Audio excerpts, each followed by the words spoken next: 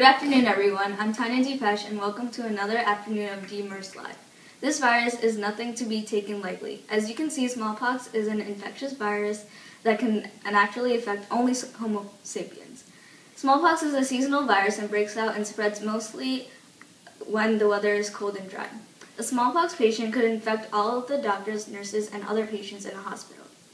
If you breathe the same air as a smallpox patient, you can potentially be diagnosed with this virus as well. Try and stay at home and as much as possible, and especially if you have smallpox. We will now talk to victim of smallpox, Sandy Michaels. We are here in Germany St. Walburg's Hospital with smallpox victim, 20-year-old Sandy Michaels.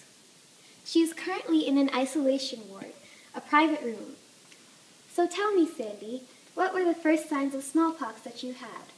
I had smallpox in the back of my mouth at first, and this was mixing with my saliva, so every time I spoke or coughed, the air around me would basically be filled with the smallpox particles. After a day, my face began to turn red, and I started developing all these red areas on my hands, my feet, my arms, and my face that soon became this. In my research, I read The Demon in the Freezer by Richard Preston. It said that in severe cases, the inside of the patient's mouth, ear canals, and sinuses become pustulated. This means that there are small blisters and pimples in the places that contain pus. Did this happen to you? Yes, it did. The pustules began to touch each other, forming sheets that covered my body. Who knows what will happen next?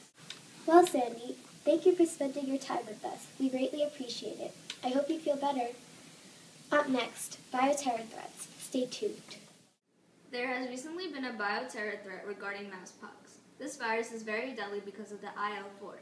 There are many scientists trying their best to find a vaccine or a cure for this new virus. Let's hand it over to Smriti at USAMRID with Dr. Seuss and Dr. Doofenshmirtz.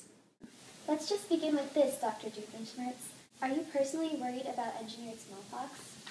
I'm extremely worried about the engineered smallpox being contaminated into our environment because it will certainly create a discrepancy to the humans who endure it.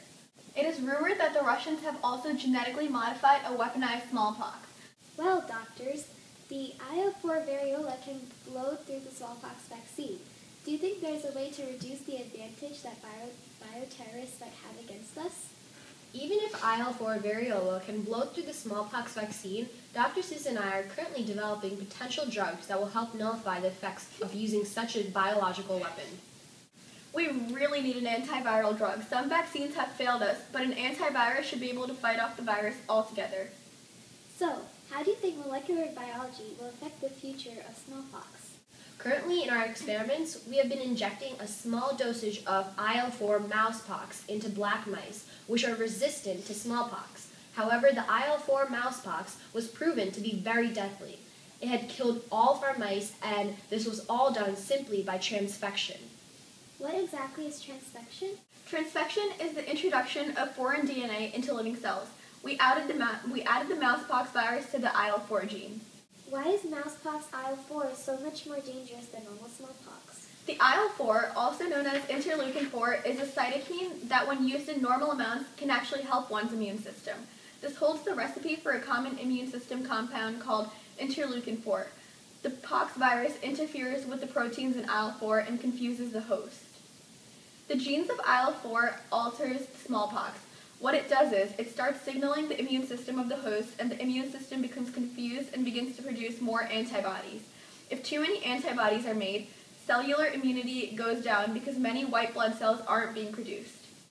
This is similar to what occurs in AIDS. The HIV attacks the cellular immunity. Now the immune system isn't able to fight off the smallpox disease at the time when it is the most crucial because it isn't able to function anymore. This allows the smallpox to easily spread throughout the body.